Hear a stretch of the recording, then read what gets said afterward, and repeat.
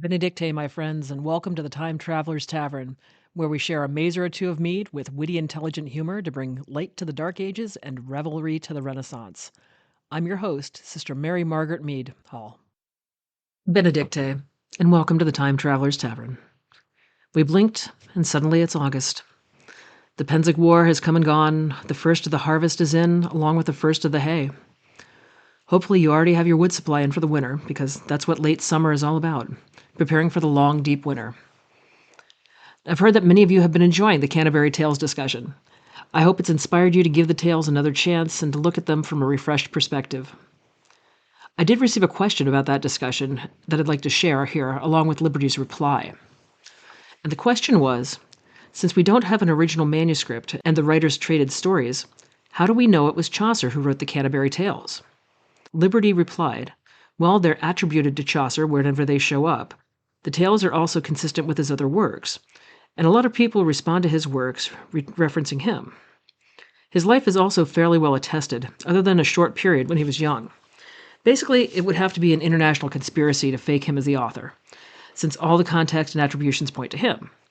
We often don't have an initial author's copy of a lot of medieval stuff, since it was the luck of the draw if a manuscript survived, or it was destroyed, or got made into a lampshade by the Victorians. Still blaming them. The fact that the tales survive in so many manuscripts shows how influential he was. Ironically, she said, making a segue, we're going to learn a bit tonight about a few other atrocities by the Victorians and why Liberty continues to hold a grudge against their archaeological practices.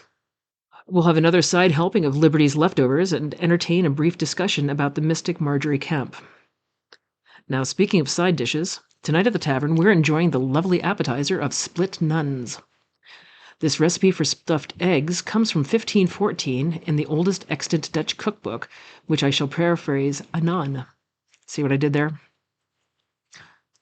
Hard-boil 4 eggs of your choosing and slice them by length.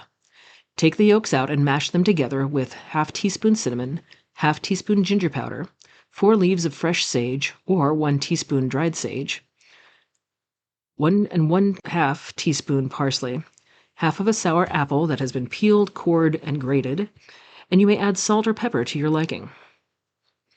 When mixed well, stuff the eggs with this mixture. Then take you 1 raw egg white and mix it well with a fork. Roll the stuffed eggs in the beaten egg white and fry them in a pan with rich, good butter. First with the stuffing downward, for about a minute's time, then turn them onto the other side of the egg and fry them again for another minute's time. They are now ready to be served, either hot or at room temperature, possibly with a sprinkle of additional cinnamon or sweetener. Oh, a missive from our dear traveling anchoress. She seems very fond of her flying messengers and indeed has given us the bird again. I do wonder where her current travels have taken her. To my dear sister in pod, greetings. Our visit to Sister Julian of Norwich has been instructive indeed, and has inspired us to write of our own meditations, which are quite of a different tenor from hers. Our experience as an author has perforce been, let us say, limited, and we would seek to discuss the demands of the art with the others who have experienced its vagaries. To this end, we shall presently embark upon a voyage to France to consult with the estimable Christine de Pizan, whose book, The City of Ladies, has been most enlightening.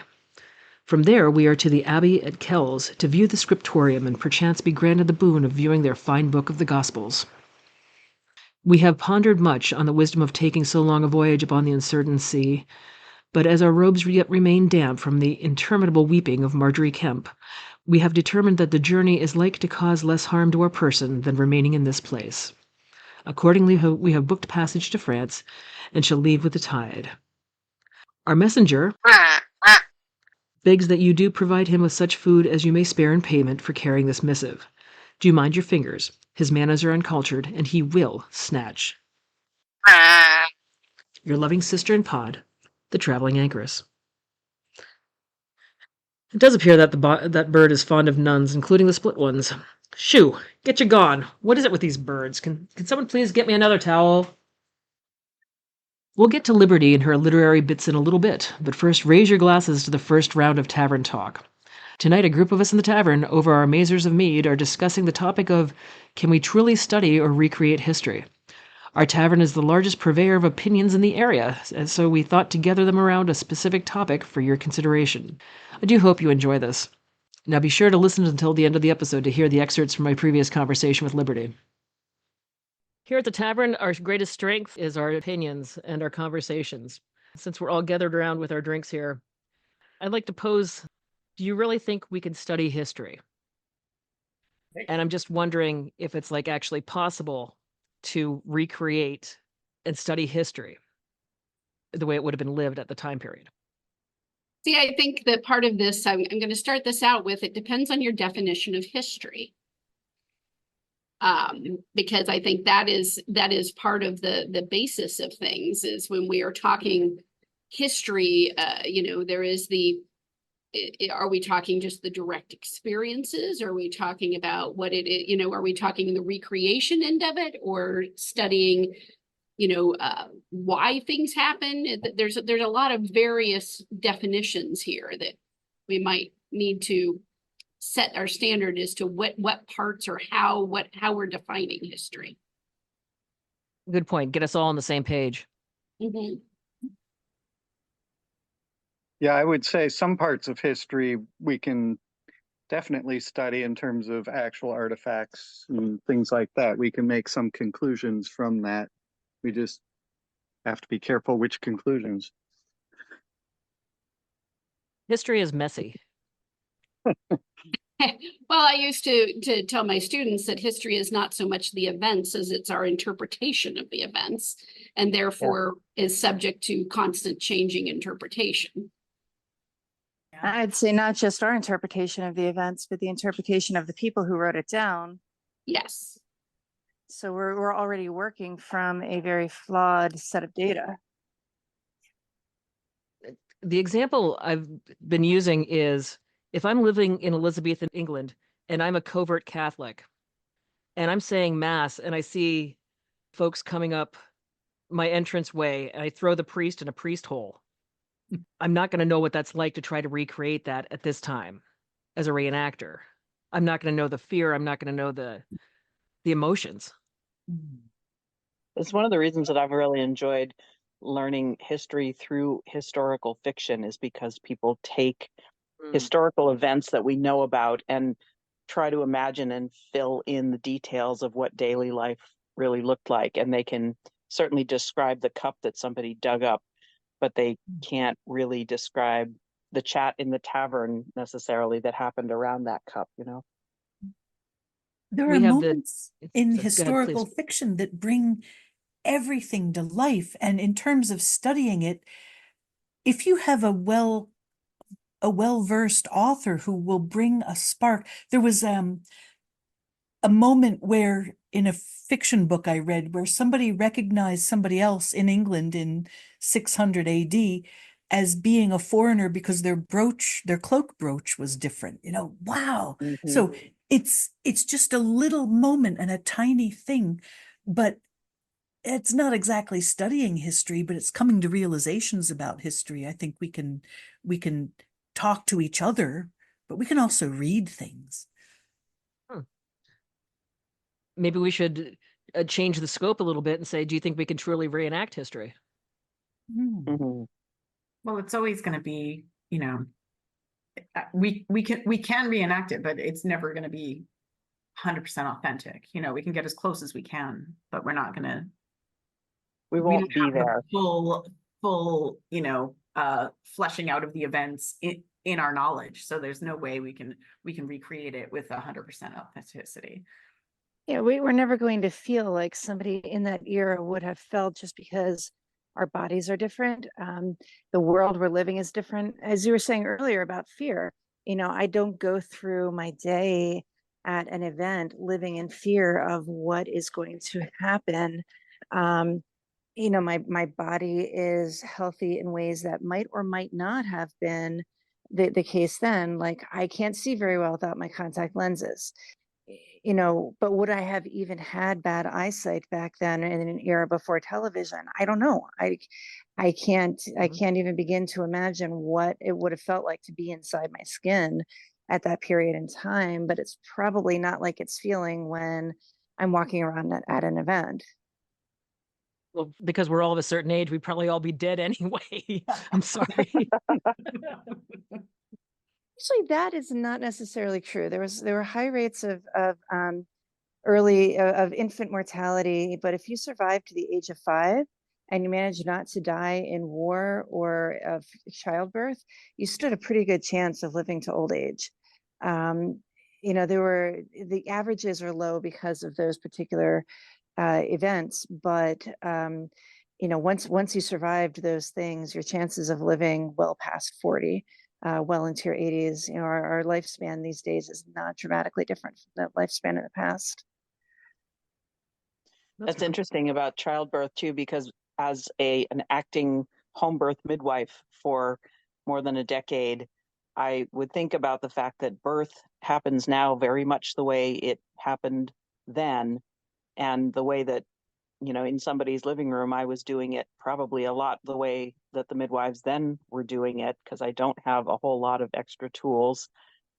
But I did have the knowledge that, 911 or the hospital was down the road, and they didn't have that. And so they would have skill and determination and a clarity that there was no help coming. And you know the physiology of birth. Yes, I do. Yeah, there was less superstition. And you don't get many clients who are high risk, whereas Correct. There was no other option for a high risk patient back then, or knowledge that somebody even was high risk until suddenly they died. Until it was too late, and no, with no things like antibiotics, there's a drastic difference there. Yep. Yeah, and also knowing as a midwife that the likelihood of losing moms and babies was higher, and that would have been normal then. Yeah. There was a book written by Laurel Thatcher Ulrich that studied the diary of, actually it was called The Diary of a Midwife. Yes. I believe the midwife Martha was out Ballard. of Maine. Yeah, I think she was out of Maine, if I remember correctly, in the 1700s. And if I recall correctly, in all the years that were recorded in her diaries, she only lost a single baby. But the patients who seemed, according to the understanding at the time, to be high risk, did not come to her. She was not allowed to care for them. They were given over to the doctors, who were, by and large, butchers at that point in time. Those poor women really didn't, expect much better conditions with the doctors than they would have with Martha, but they were simply not her patients, which is why she had such a high success rate. Yeah, I think in general, we have a lot less trauma in modern times than they did back then. Some of us certainly have food insecurities or, health issues or things like that. But I think overall back then there was a lot more of that. And it's hard for us to put ourselves in that place when we're doing these recreations. We go along and we're well fed and we're warm and dry and have multiple sets of clothes to change into. And I don't think it was quite that easy back then. No, but I think about the perspective of the people back then who they don't know what's coming down the line in history in terms of advances. And so in some ways they did not feel deprived of things that we would feel deprived by when we're trying to step back into their time period. Interesting, yeah. Well, I'm even thinking of, you got the perspective of all the people who are at camping out in Pennsylvania right now. And the torrential rains and dealing with everything there. And it's, something that I had been thinking about is the differences in how that's dealt with now, and that experience that people are having, even when they're trying to recreate history, versus the experience for something like that in the actual time period. And how, whether it's how would you deal with the mud, and what would be the effects of everybody getting all wet, and would you even have dry clothes to change into, depending on, of course, your status. That's the other part of this conversation, though, I think, is to keep in mind, is the different social status and monetary status. of people within the time period and what we tend to look at versus what probably the majority of people actually experienced. And the differences there as well. There are very few Well- serfs in the SCA. Correct. And then there's a lot of variation throughout history, depending on place and time. There are Right. some places where food is easy to come by. You don't have a lot of starvation. You can just go out and dig up something or catch a fish or something pretty easily. Whereas we've depleted a lot of those populations in these times. Yeah, I think on the flip side of some of this, there are a lot of things that we would look at as a real hardship that people then would not necessarily have. If you get to the end of winter, it's not quite spring yet, and you look in your larder and realize you've still got 16 cabbages and a whole bunch of millet and not much else. And you'd look at that and say, wow, I've got enough food to survive for another 2 months. Whereas we'd look at that and say, I'm eating nothing but millet and cabbage for the next 2 months. This is absolute hell. It's hard to put yourself in the mindset of somebody who would look upon that gratefully. So I think that returns again to how can we really, to that question of how much or can we study it with having such an incredibly different perspective. Mm-hmm. One of the things we discussed in history classes is museumification. Go back to the example earlier of the cup that was found that we'll never know really what that cup is seen, as Catherine put it. We look on that cup without its context sitting on a shelf in a museum. How can we interconnect these things to give us more of a rich interpretation of history? I like the suggestion of the historical novels, but again, that's all speculative fiction. Well, and how do you separate things like animal sacrifice from barbecue and human sacrifice from capital punishment? Interpretation again. Well, that got dark quick. Thanks, Brian. I'm sorry. Well, but back to that cup in the museum, now we have technology where they can scrape a little something out of the bottom of it and you can really tell what they were drinking. Was this cup being used to poison someone or feed them some nice mead around the conversation?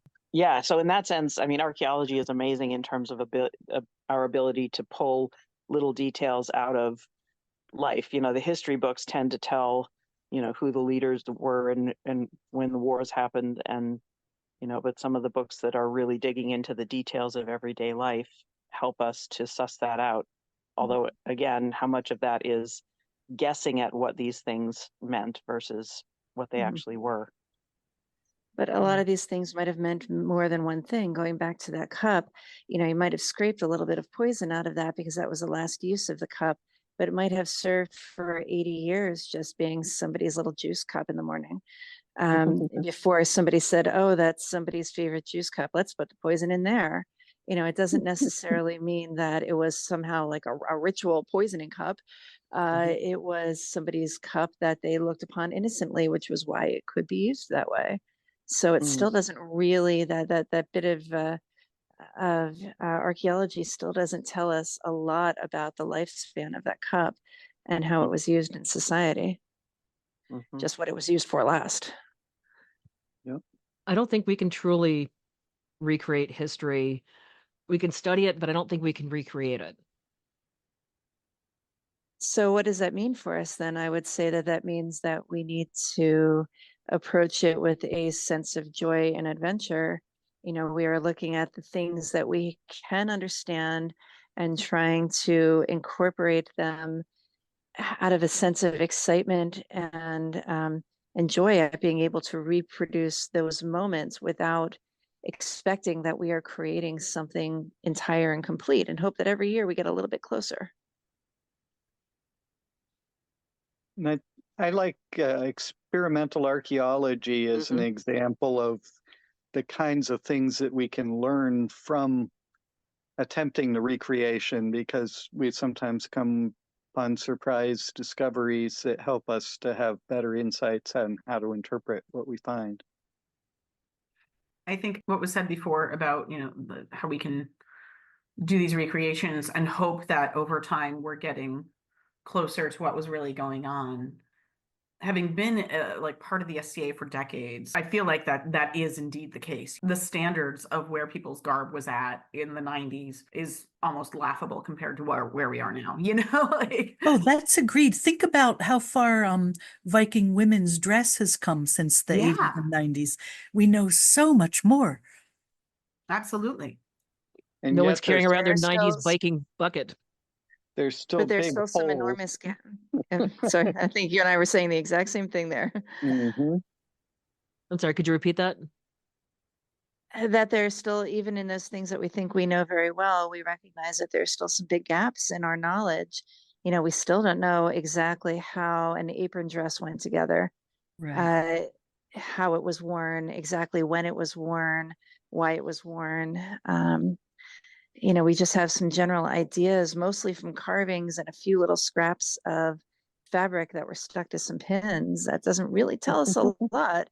Oh And it's yeah, still true a geeks can very come to speculative garment. fisticuffs on these Uh-huh. particular issues. But you know, the importance of staying humble and being receptive to future discoveries. I saw today that the Ness at Brodgard in Orkney that's been excavated for the past few years, they're covering that back up this year. This is the final season of excavation. They're going to cover it up and let it sit for 10 or 20 or 30 years and await further developments in the science of uncovering these things. I think that's an absolutely brilliant move. We're very curious and we want to know it all now. And I think we never will know it all now. The future awaits. Mhm. And there's some things that we'll have to get on quickly because they're going to deteriorate, things that are thawing in the ice from climate change or something. Ah, right. Yeah. To go back to the SCA itself has been evolving over the decades. We're also not fighting in Freon tanks and carpet armor anymore. Right. And that too has been a cause of coming to fisticuffs. I mean, there's a lot of people who feel that we have all become a little too precious about it and have raised the cost and the stakes of entry by perfecting things. And that's been an argument for a very long time. You know, the phrase garb Nazi has been kicking around as long as I've been in the SCA, and that's a long time. But you mentioned Freon tanks. Way back in the 80s, I was a qualified fighter for a brief season, and I never felt more medieval than I did. I mean, this goes back to the whole medieval moments thing. You know, I was in carpet armor, I had a Freon tank helmet, I had a spear, and I was with 20 of my best friends, and we were running across a field, and it was all about a sheep, and it was an utter medieval experience. And it had nothing to do with the accoutrements, it was about what you felt when you were doing it. Sorry, it was the about a sheep that got me. Well, and I That's think that's part of it is this figuring is as part of the experimental archaeology is one of the most useful things. One, because that's where we discover often what works. We can see what we can in paintings and read what we can or see sculptures, but often interpretations are made that when you actually try to do them become clear that they just don't work. And so I think that experimental end is something that can be very important to work on that interpretation of going, that doing this a little bit differently or doing, that there's several interpretations. Here's one that actually physically works, can be an important part of stuff. But what we do, especially with the SCA, I feel is a lot more about the feelings rather than the accuracy very often. That makes a lot of sense. Then I would argue, especially if we had more time, where's that line? Reenactment authenticity is in the eye of the beholder, so it's a little subjective. True. Well, and people come to this hobby for different reasons and with different purposes. And that has always felt like one of the benefits of the society to me is that there are people who are deep history nerds and have been studying it for their whole lives and have PhDs in it. And then there's people who are just curious about it and enjoy dressing up and leaning in that direction. And there needs to be room for people in all of those. And I think that there are spaces that are defined as, if you're in this encampment, it's going to be as historically accurate as possible. And please don't bring your plastic in here. And other people don't have it, as someone said, as precious as that. And all of that is okay. I mean, I think about doing scroll work and how much of it for me is about doing something that's accurate versus doing something that's going to really mean something to the person that's receiving the scroll. And that may be leaning more into who they are as a person now, as opposed to, there are some people who the accuracy will be the thing that matters to them in the scroll. And so I'm going to paint something different for those different people. Knowing your audience. Right. The things, having the actual right physical things can help, but I don't think they're entirely necessary. If you're going to study history, a lot of it is in your head and not necessarily what cup you're holding and what brooch you've got on your cloak. Mm-hmm. Charging across a field in a Freon tank and carpet armor because of a sheep is Yes. That makes sense. Having fought in the woods battle at Pennsic, you're staying there in a line with your friends, and there's another whole row of people trying to kill you, metaphorically. Yeah. It really plays games with your head. Yes. You can do, you just think back to some of your favorite campfire moments or candlelight moments when if there are mundanities, they just disappear into the shadows. Mm-hmm. And it's the sound of the singers or the storyteller or the instrument, or just the distant drums or whatever. That's where the magic is. And whether or not we're actually studying history at that moment, I don't know, but it feels very far away from the 20th century or 21st century. And that's okay. We're getting closer to the Middle Ages that way. It's one of the magic times. Yeah. The SCA moments. We don't have time tonight, but I have a whole nother can of worms to open about music in the SCA. Mm-hmm. And it's changed a lot over time too. Thinking even like the music for dancing and what dancing has been done like too. And the Moose song is blessedly in far the depths of history now. Oh, thank God. Oh, I don't think I know the Moose song. Oh, you don't want to know it. No. It still has headspace in my head. Oh, no. When I was queen, I wanted to outlaw it, but the more you make something forbidden, the more people want to do it. That is true. That is very true. But yeah, that's going to be another discussion topic. General consensus: can we really recreate history? I don't think we can, but I don't think that matters. I think we can do what we know how to do and take joy in that without feeling that we are missing something. I think I return to that we can recreate feelings and the feeling of things, but whether we can accurately recreate the actual events, I think that's because it's very difficult to even identify the actual events. Nice. I think we can have a lot of fun trying. Yeah, that's the word that I was coming up with. We can try at any level, at whatever level we are at, we can try and lean in a direction. And we can keep on learning while we try. Mm-hmm. Yeah. I think we can get some aspects, but never the entirety. I believe the consensus or theme running through this talk is that we're not going to be able to truly recreate history, but that doesn't mean we shouldn't enjoy the magic times that we create together. A few years ago, I attended a class on magic reenactment moments. What are they and how can we create more of them? It started by explaining the concept of these magic moments, when we felt the liminal spaces at events that felt really far from our current time period and just felt magical. We then gave examples of those moments we've experienced personally and talked about how and if they can be recreated.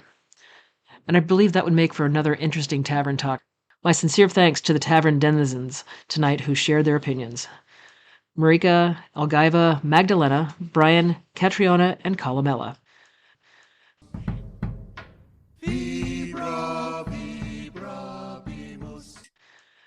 There's some examples of historic figures like Margery Kempe.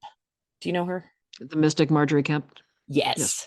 Who has, if you ever read her book, everybody, by the way, you should read the book of Margery Kempe. It's amazing. It's a spiritual biography, stream of consciousness, dictated because she could not read or write, but knew all of her biblical texts perfectly, and was copied down by a couple different priests who felt it was important enough to be recorded. Margery Kempe is a middling sort, tradesman's wife, mother of, I think, 14. Oh God. Who she Sorry. gets her visions. They basically, we right now would probably say she was suffering from severe postpartum depression, right? She was raving, she was self-destructive, and she has a vision that heals her. That's her first child. She goes on and has 13 more. But she gets these visions where she has conversations with God, the Holy Ghost, all three parts of the Trinity. But she does things like eyes sort of renewed chastity, right? A new virginity from her husband, paying his debts with her money, which is worth thinking about because you have, it's what, the 70s when women get to have a credit card in their own name, but she has her own separate money, and she keeps going off on pilgrimage, and people get and fell down the stairs and got injured while you were gone and you should have been here. But she keeps going different places. She gets access to all kinds of people. She's a real person, so people After are like, 14 the wife kids, of I'd get Bath. away too. Well, Sorry. Honestly. But people have more too. I mean, we have examples of women who have a lot more in the way of legal rights than we expect later, because it comes and goes, right? With the Black Plague, you end up with like a third of Europe dying off, I think they often say. You end up with a labor shortage where different people who have been disempowered end up having a little more in terms of legal agents. There's also argument over, it talks about husbands at church door. There were different kinds of marriage ceremonies, and there are apparently some that may have given her more rights over her own money.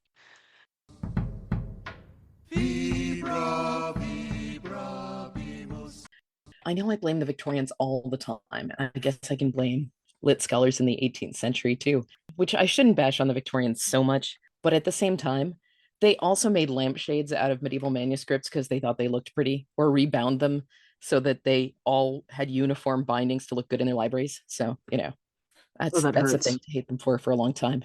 And sometimes they'd cut off the edges of the actual text because it was all about having books that looked good on your shelf.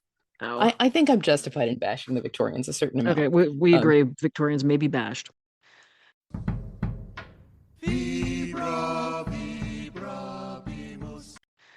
I would also like to take a moment to remind you, dear friends, that as we enter this event season, that merchants love to be paid in the coin of the realm. That's cash. It may be difficult to obtain the connections necessary to use your MasterCard, Lady Visa, Card of New Discoveries, or whatever your choice may be, but merchants will always accept your coin and money that folds. Our inspirational music, Vibrabimus, is used with permission by the amazingly talented Diabolis and Musica, the official minstrels of the tavern. They offer so much more than the dulcet tones that welcome our guests to the tavern.